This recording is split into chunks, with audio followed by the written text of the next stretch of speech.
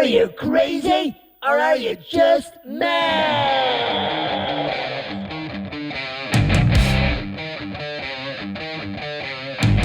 Hello. Welcome to the Mad Musicians Against Depression podcast, where we discuss the latest news, research and hot topics surrounding mental health. I'm Thomas Maher, and I'm joined in studio by my beautiful co-host, award-winning singer, songwriter and presenter, Indiraa. Indiraa. Welcome back to another episode of the Mad Pod Podcast, episode 16. It's a Mad Podcast. We're all mad. We're mad. We're crazy. No, we're not. We are. I'm really sane. Welcome back. Black.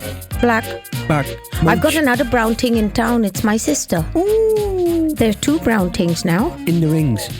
Tra-la-la-la-la.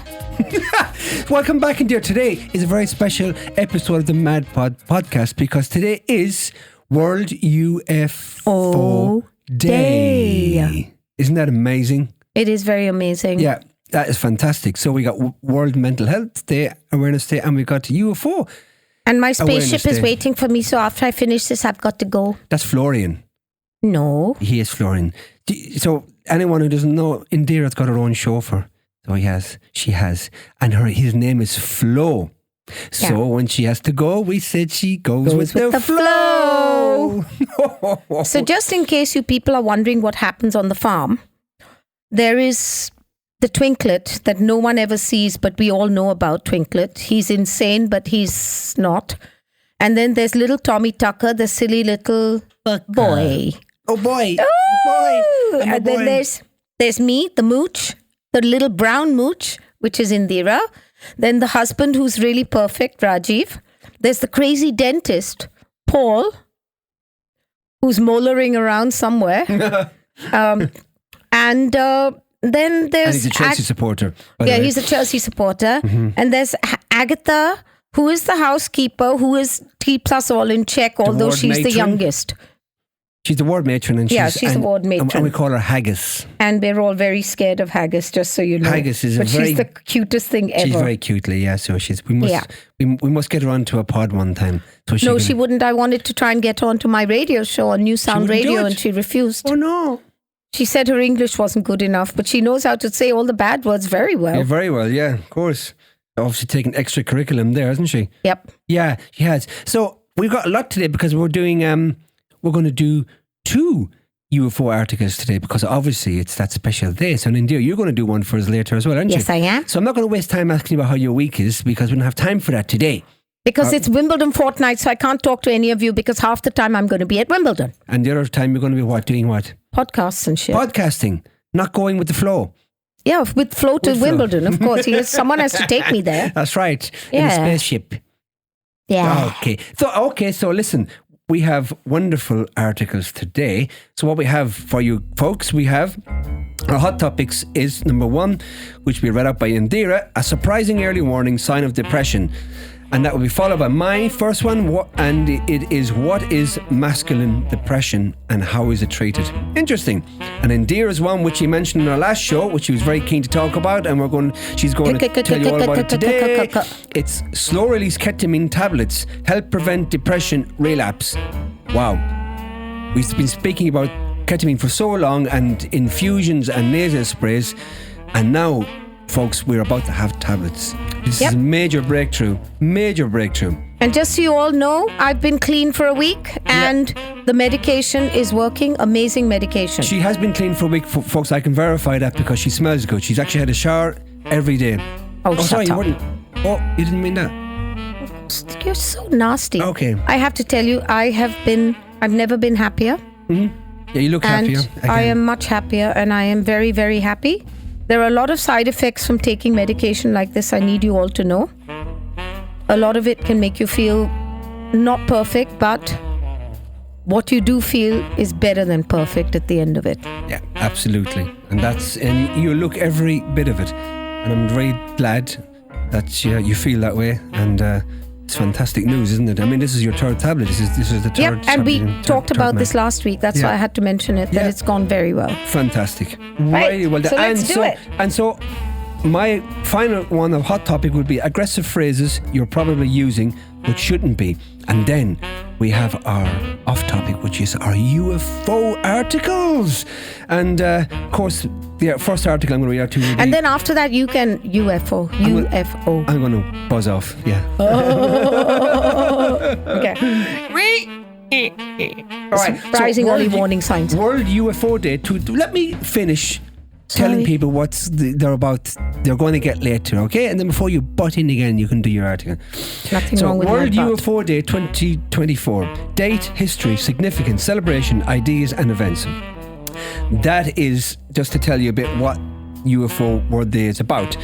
And then Indiraa is going to start with her UFO article today for the first time. She's going to do UK government's secret UFO investigation came to very strong verdict. And then my one will be UFOs from psychology to air traffic. Are we getting closer to an answer?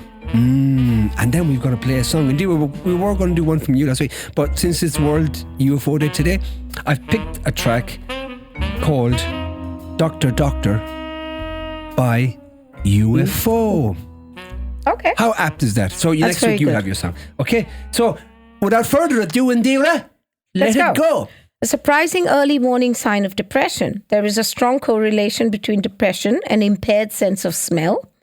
It is unclear whether loss of smell triggers depression or vice versa, or in the relationship is reciprocal. Despite unclear casualty, these findings do suggest new ways to diagnose and treat depression. When mental health professionals look for signs of depression, they assess well-known signs such as altered sleep patterns, loss of appetite, disinterested in everyday activities, sadness, lack of energy, drug and alcohol abuse, difficulty concentrating, irritability, social withdrawal, suicidal thoughts, and other indicators that correlate with clinical depression. But as much as less well-known phenomena associated with depression is impaired sense of smell. These impairments include elevated thresholds for detecting odors and difficulties identifying and differentiating different odors.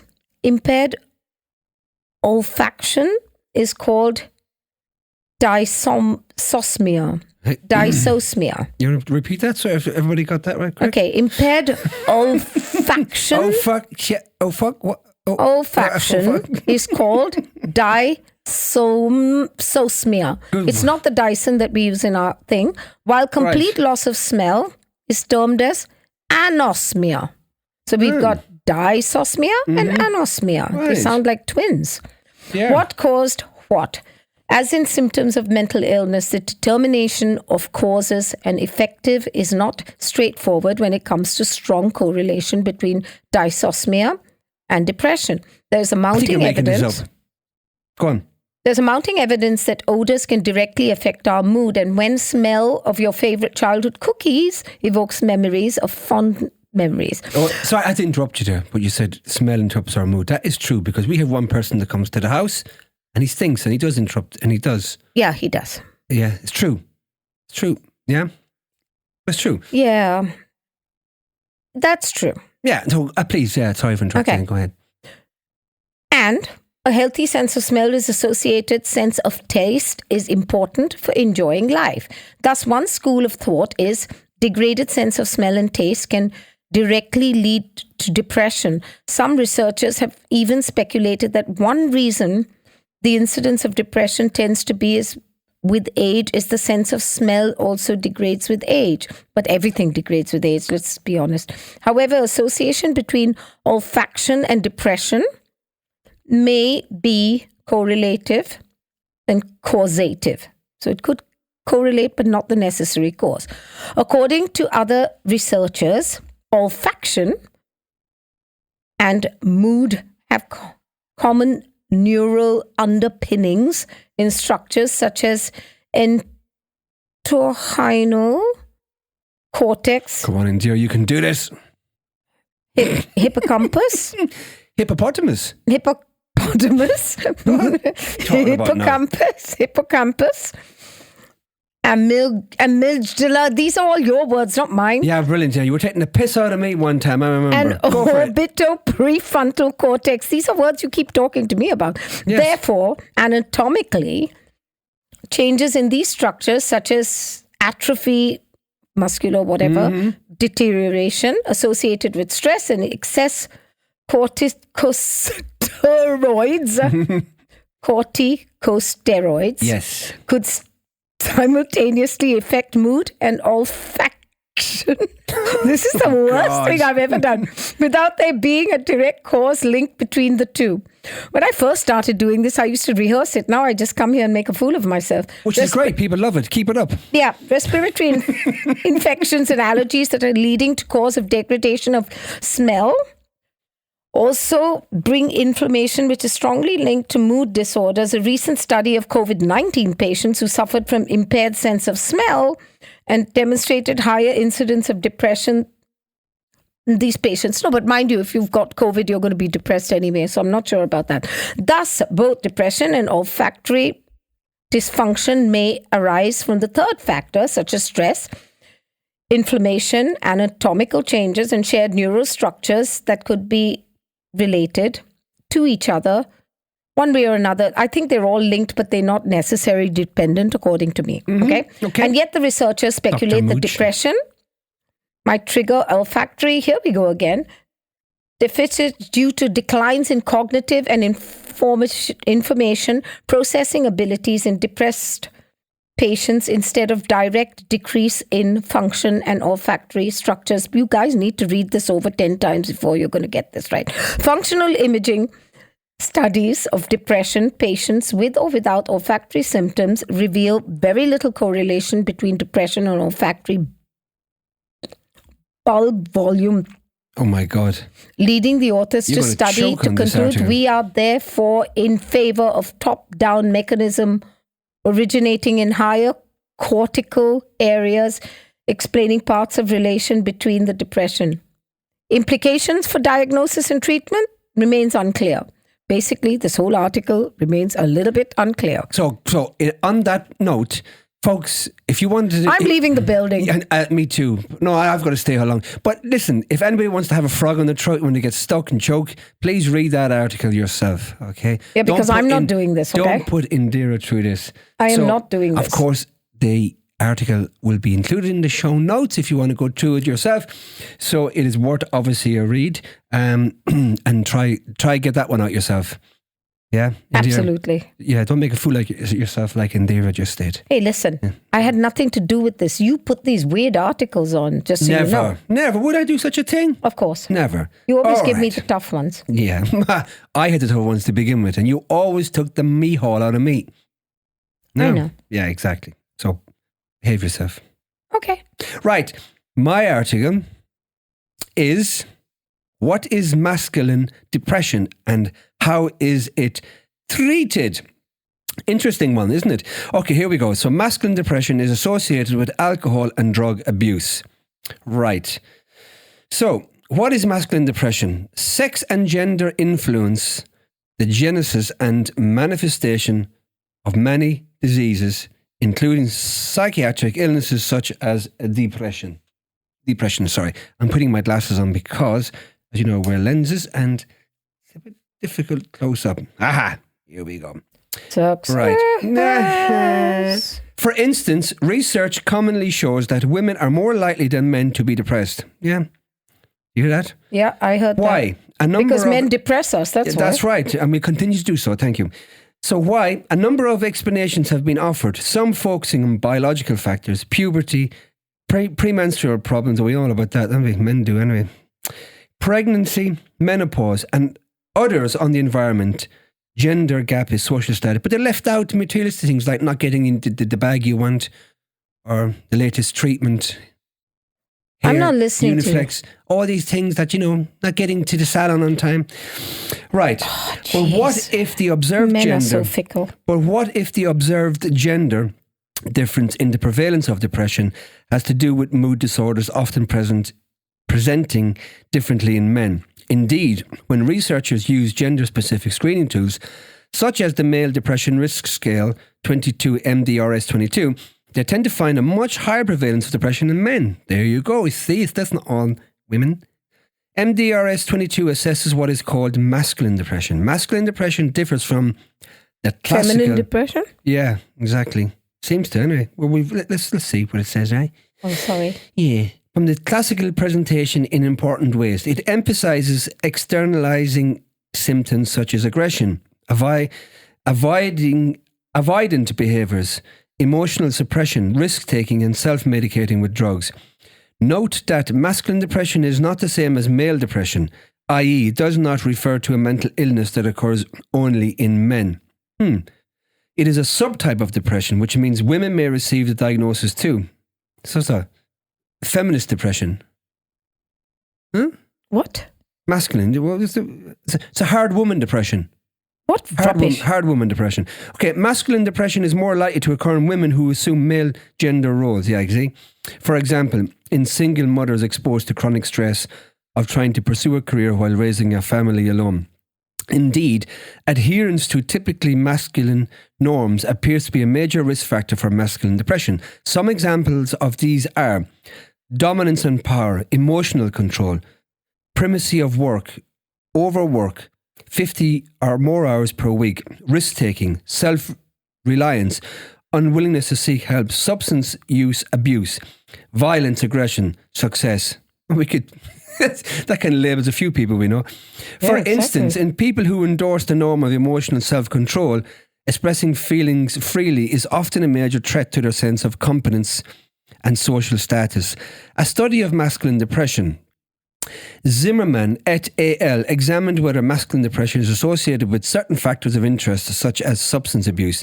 They investigated whether the use of drugs and health services differs between patients with and without masculine depression as measured by the MDRS22. A sex-balanced cohort of inpatients and healthy controls was recruited for this open-label prospective study. Participants were classified as having non-masculine depression, 82 participants, or masculine depression, 81 participants. The two groups were subsequently compared with a group of healthy controls, 176 participants. Analysis of data showed that participants with masculine depression were younger than those with non-masculine depression, worked more hours, were less likely to be married, and had higher depression scores. Higher scores on the MDRS22 correlated with a lower rate of sedative use, higher severity of depression and substance use, and more critical use patterns of alcohol, tobacco, cannabis, and hallucinogens. In addition, both men and women with masculine depression reported less mental health-related use of medical and psychiatric services despite having more problematic substances use patterns. Example, higher binge drinking. The male depression risk scale, MDRS22. To give you a better idea of how male depression is assessed, here is the MDRS scale. MDRS22 instructions. During the previous month, how often did the following happen? Okay. Bottle up negative feelings. Okay, there's a whole scale there which I won't go into. It's worth looking at it online. All right. It's interesting. Okay, so to summarise, the takeaway of this report, this article is, masculine depression is a proposed subtype of depression. The study reviewed found that masculine depression is associated with the following: more critical and frequent use of tobacco and alcohol, example, binge drinking. More critical and frequent use of illicit drugs, example, hallucinogens. Lower use of mental health services. These results are not surprising given that this subtype of depression is related to male gender roles and masculine norms, emphasizing aggression, dominance, risk-taking, overwork, self-control, success and self-reliance. People who follow these norms believe real men do not get depressed. There you go. That's the bottom line, isn't it? Or that becoming workaholics, abusing drugs and alcohol, and even considering suicide are more acceptable ways of dealing with unhappiness than seeking mental health treatment. Oh, that's alarming, really, if you think about it. Yeah, that is very sad. This indeed is a dangerous mindset. Wow, that is, I mean, that's the end of the article. But yeah, well worth looking at that article online yourself, opening up the link and reading it. So it's pretty much a new label of mental health diagnosis. But it is interesting that it's called male. What is it called? Let me go. It's called masculine depression, but obviously affects women as well, who take on masculine roles, male-orientated roles. So very worth reading that, I think. Did you gander anything from that yourself? Yeah, I think it's... but it's also a little bit frightening, isn't it? Don't you think? It is frightening because the whole point, I think the bottom line is that people just refuse to get help. They won't accept it. And, they'd rather contemplate suicide than getting help. Well, I'll tell you, my family, there's so much history of mental health, and my sister only now at the age of 69 has decided to see a therapist for the first time. Is that Sushma? Sujaya, okay. But she's done ever so well since you last saw her now. Mm-hmm. What a big difference. For sure, yeah. I definitely see a change in her. A therapist has done so much stuff, yeah. Change of effort, for sure. Yeah. That's good. See, it's never too late. Okay, Indiraa, you've got an article for us? Or your second article? My favourite topic. Slow-release ketamine pills have been found to prevent relapse in depression in a trial that could pave the way to a new treatment option for patients with severe illness. Excellent. Let us have it. Ketamine is already used as a treatment for depression when conventional antidepressant drugs and therapy have failed. But ketamine is currently only administered intravenously, which requires supervision in a clinic, and National Institute of Health and Care Excellence ruled that the ketamine-like nasal spray should not be available on the NHS. In apparent benefits are confirmed that the larger trial ketamine tablets could be taken at home more cheaply, conveniently, and potentially with fewer side effects, the researchers said. We are seeing clinically meaningful effect. Professor Alan Young of King's College London and the co-author of findings. This is definitive result, but the effect size is gratifyingly large.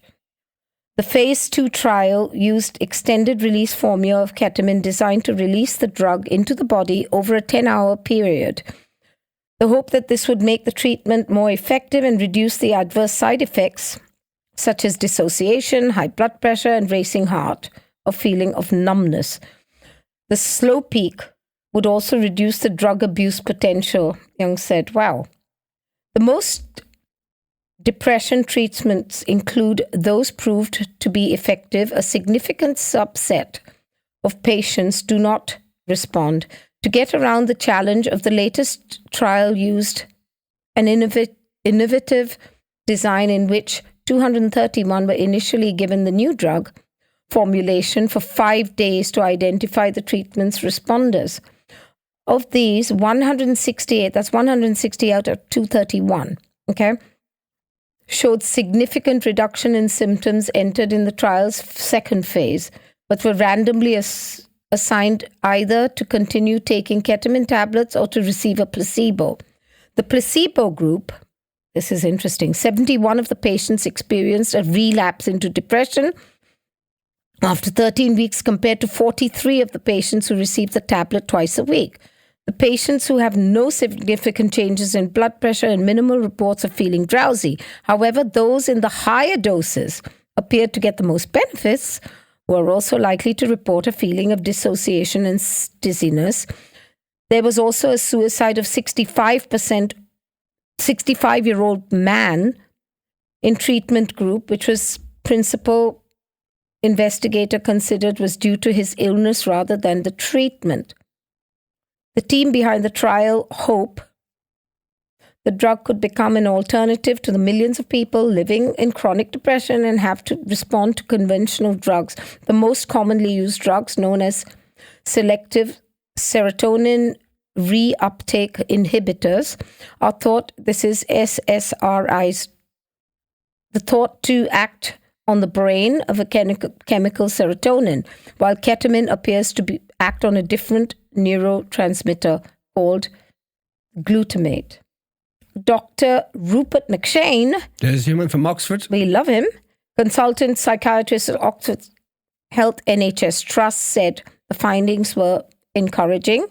Informed the ketamine can be found that mimics the intravenous ketamine benefit and which is safe in the long term and would be a huge advantage, he said. However, he added that it was not clear whether ketamine treatment should remain and appropriate treatment only for severe cases of depression, or whether trial evidence should ultimately support more mainstream applications. I think it should go mainstream. Absolutely, Whether 100%. It's going that way. got a place in a wider population is uncertain, and it's a good way of testing this, he said. Now, a consultant psychiatrist said the novel study further underlines the impressive antidepressant effect of ketamine, which is more convenient and acceptable form of a slow-release tablet. The potential downside of taking oral ketamine is that there are likely to be large individual differences in absorption of the metabolism. You see, it depends on the person itself in this case. That means it'll have to be tailored with your psychiatrist. So further research is needed to determine the dosing regime. This is what we're up against. Teams of lawyers, rich, powerful, trying to stop the publishing stories. Is this part of it? No, it's something different. So that's it. That concludes it. So that's a fantastic article and great news. Like we've been following ketamine for so long now, and to hear that there's going to probably be a tablet, certainly a tablet for major depression, probably more likely as well, it's going to happen for all types of depression, levels of depression it's going to be available for, because it's very highly effective. And with the tablet form, obviously, is going to be, because it's timed slow release, the side effects will be a lot less or even non-existent to degree. So when they actually, get this out into the market, by the time they do it finally. I'm being honest with you, I actually cannot wait. Yeah. All I can think of at the moment is my way out. And now that I've got past the drinking thing, which I really believe I have, the first week is the hardest. And I've got past it. And obviously the drugs have numbed the addictive part of my brain. But now I feel so ready for the second part of my life. You're getting very close to it now, aren't you? Yeah. You're very, very close. And it looks like you're ready to embrace it. Yep. Really ready to embrace it. So very, really, really, really encouraging news there, and great news. So my final article is 6 of the most passive-aggressive phrases you're probably using but shouldn't be. Okay. Where is my glasses? Indiraa, where are my glasses? Are they in my head? Oh, no, here, not on my glasses. Right, here. You need your glasses to find your glasses. Yeah. Okay, here we go. I found them. They're on my head. They're over my eyes. Passive-aggressive behaviour occurs frequently in everyday interactions with our friends, romantic partners, family members and co-workers. But because it can be insidious, you may not always recognise when it's happening to you or when you're guilty of doing it yourself. What does being passive-aggressive mean exactly? It's when you express negative emotions such as anger or hostility in an indirect or passive manner, explained Los Angeles clinical psychologist Ryan Howes, particularly in a way that is easily deniable or not directly linked to the aggressor. So basically a cop-out. Yeah. He offered an example. Say you were frustrated with a loved one. Instead of telling them how you feel, you just forget to pick them up from the train station that day. Oh, that's what I'm going to do today. Forget Punishment. to pick up my guest. Speaking about that, exactly. That might be an idea. This is easily deniable as a simple brain fart. Oh, that's a smelly one. But deep down, you know you didn't pick them up because you wanted payback for whatever they did to anger you. How it explained. I like that. That's really good. Good analogy as well. It's classified as defense mechanism because you are defending yourself from the potential pain of expressing your pain or anger directly and reaping their response, which might hurt. When you're being passive-aggressive, you're attempting to convey your feelings about something without actually saying what you want to say. Toronto-based relationship expert and sexologist Jess O'Reilly told HuffPost, "It can be confusing, annoying and harmful to relationships," says O'Reilly, founder of Happier Couples Inclusive, "and you're less likely to get what you want if you're unclear in the first place. Though we all engage in passive-aggressive behaviour now and then, this type of communication tends to be more habitual among people who are avoidant and conflict-adverse, as well as those lacking self-esteem. You might communicate this way because you find it too difficult or uncomfortable to directly express yourself," associate clinical social worker Mia Young told HuffPost. "Being passive-aggressive often entails a desire to avoid face-to-face conflict, not being truly honest about what someone is thinking, or making subtle comments that appear harmless yet have an underlying negative impact on the receiver," said Young. who works at the Connective, a Northern California therapy and wellness practice. Passive-aggressive behavior can show up in many forms, from giving the silent treatment to pouting, to... But that they do anyway when they get their lips done these days. Exactly. So they're all, I think that's just passive. It's just passive-aggressive through medicine. It is, yeah, and it's a constant. To also procrastinating on a task you agreed to do. But here, we'll focus on the verbal manifestations. We asked relationship experts to identify some of the most common passive-aggressive phrases. Here's what to watch out for and what to say instead. Okay. Number 1, good for you. While this statement can be used to express sincere happiness for another person's success, it's often used passive-aggressive, said Howes. There can be envy or resentment lurking below the surface, and it is at times a statement about the unfairness of a situation, he said. That's true. Good for you. Yeah. Number 2, I'm sorry you feel that way. This may initially sound like a genuine apology because the words I'm sorry are being used, but when you add in the words you feel that way, it becomes a passive-aggressive way of putting the blame on the other person's feelings. I love that. You must make a note of all these with Rick Dickey, yeah? His feelings, rather than taking responsibility for the hurt you've caused. Number 3, it's fine. Another common passive-aggressive move, claiming everything is fine when you're actually upset about something. You may be hoping that someone takes action to address the fact that you're not actually fine, but you refuse to ask for the support or attention, O'Reilly said. You may be testing them to see if they follow through. You may be trying to shut down the conversation. Okay. The one I use is, what makes you think I'm upset? Yeah. Number 4, you like this one. Whatever. According to Howes, this comment usually comes up after you've tried to explain your viewpoint a few times to no avail. Then you assign yourself to not being understood and say, whatever. It could be a situation like, I told you I don't like reality shows, but you insist on watching them all the time. Whatever he said. Okay. Number 5, if you say so. As Robinson Brown explained, this statement is dismissive and implies that the person's opinion or perspective cannot be trusted. You are also communicating that you don't wish to continue the conversation, and even that the person does continue, you don't really have any interest or investment in what is being said, she said. And number 6, you're just too sensitive. Ooh. We've heard that before, haven't we? Telling someone they're too sensitive discounts the other person's hurt feelings and subtly shifts the blame on them for having an emotional reaction to something you did, Howes explained. It's like saying, why are you so weak that you can't handle the pain I just inflicted on you? There are several problems with a statement like this, but a healthier approach would be to acknowledge the pain and try to understand it. Something like, I can see that I hurt you and I'm very sorry for that. I like to understand how I hurt you so I don't do that again. Can you tell me what upset you? Right.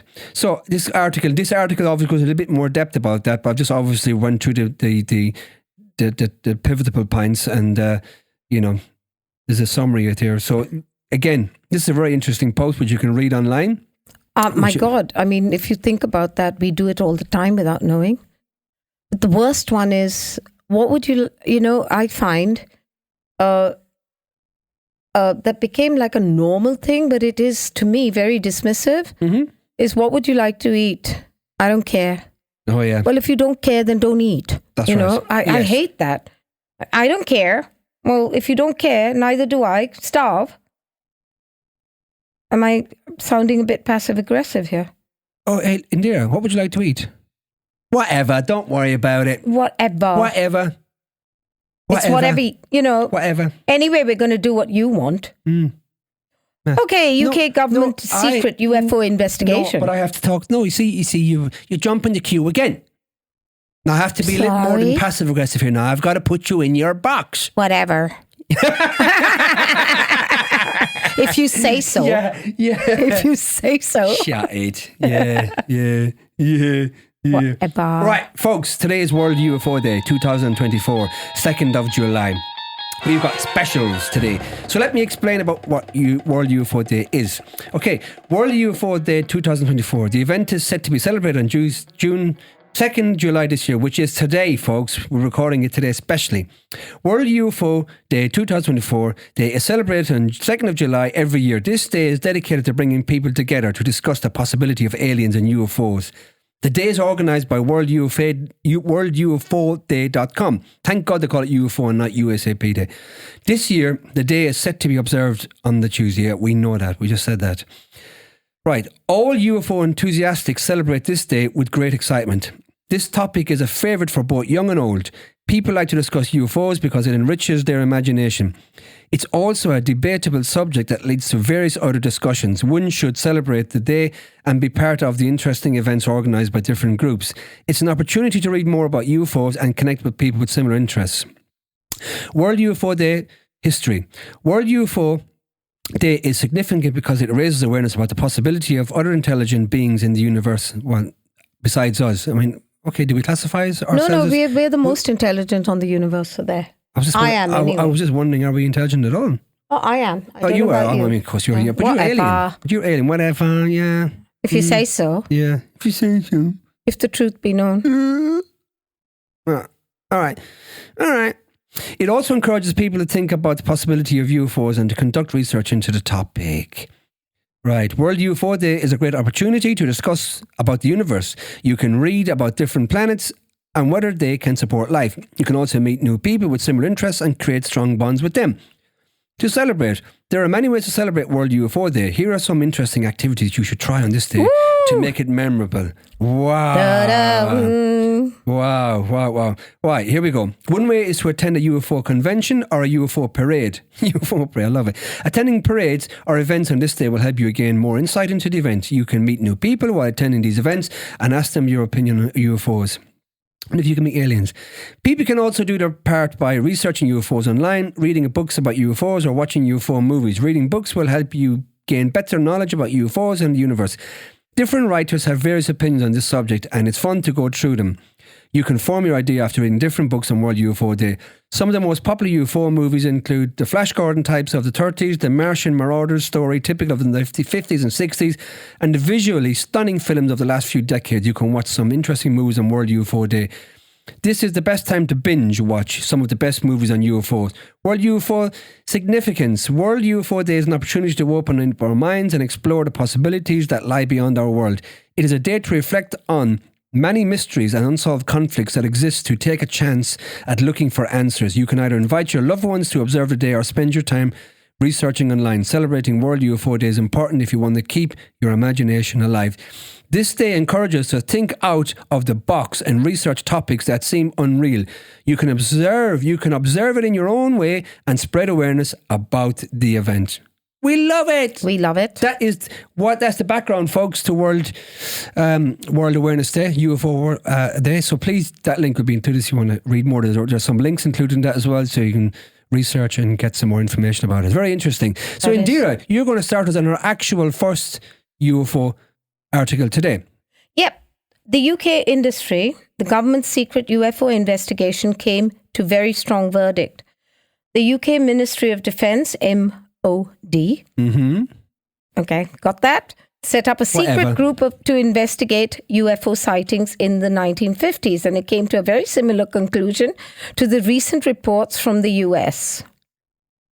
Right. The UK Industry of Defence came to a very strong verdict following the clandestine probe into the UFO sightings. In the US, the Pentagon, to most of you, has Pentagon. Well, it will be Pentagon if GIMP gets in. Exactly. Go ahead.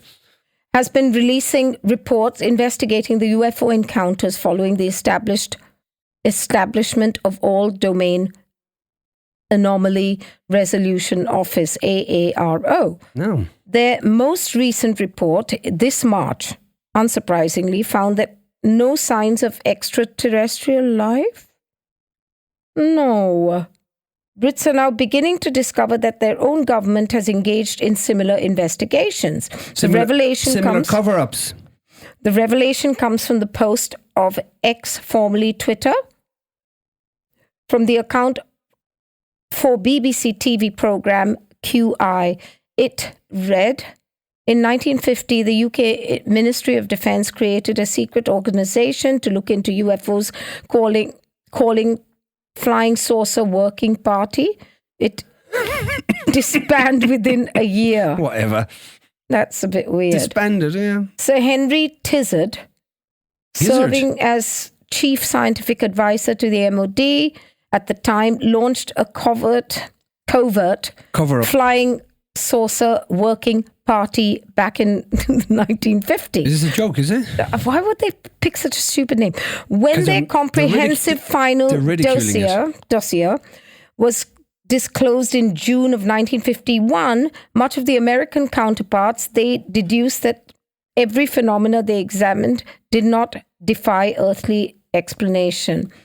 Oh, this is horrible. Each mysteriously citing the group concluded that a consequence of one or more of four factors: astronomical or meteorological phenomena, a misidentification, optical illusion, and physiological psychological delusion, or hoaxes.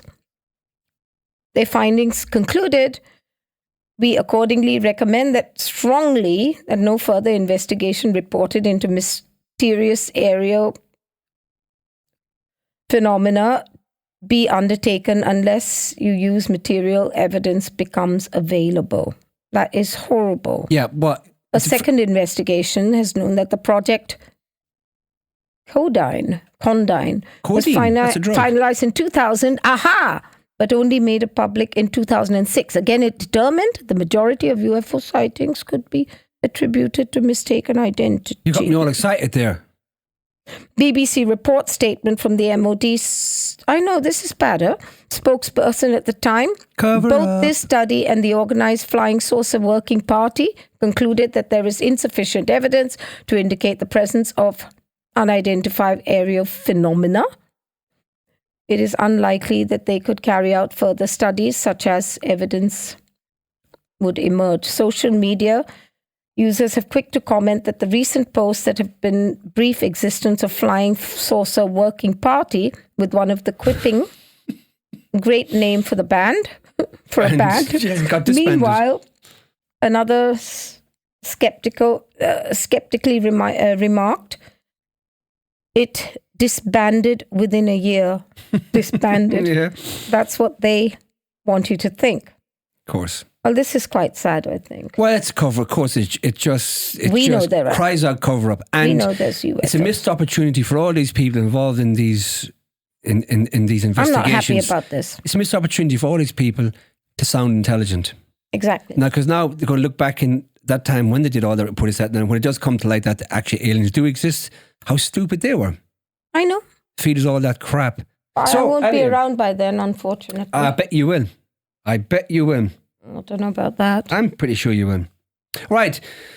Final UFO story comes from the UK again, which is good. UFO from the UK? Yeah, UK, whatever. Right, and it's from the BBC. So talking about still on the BBC. UFOs, from psychology to air traffic. Are we closer than ever to an answer? Right, where's my glasses? Put them on there now. Yeah. As the new series of the BBC's Paranormal looks into alleged UFO sightings, one aerospace expert says accessible modern technology puts us in a stronger position than ever to work out what's going on in the skies above us. It was a rainy day in Pembrokeshire in February 1977 when a group of pupils from Broadhaven Primary School claimed to see an unidentified flying object outside. David Davies, who was just 10 at the time, remembers his fellow students coming inside throughout the day, trying to alert the headmaster that there was something strange going on. The schoolboy was sure there was a logical explanation for what they had seen. My intention was to go out there and completely prove them wrong, David says. But when he went to investigate, he says he saw a silver cigar-shaped object about the size of a bus with a doomed upper section and a red pulsating glow on top. I had this overwhelming urge to run away, David says of the sighting that lasted about 10 seconds. This event in southwest Wales is explored in the latest series of the BBC's Paranormal. Across 4 episodes, host Cian Ellery investigates alleged UFO sightings in the late 1970s and early 1980s. It comes as claims about extraterrestrial life have captured the public imagination yet again. Last year, the US Congress convened a landmark panel on the topic. Mysterious monoliths continue to appear in the UK and around the world, and social media is home to viral trends about alien bodies. On TikTok, for example, there are more than 1 million posts with the hashtag UFO.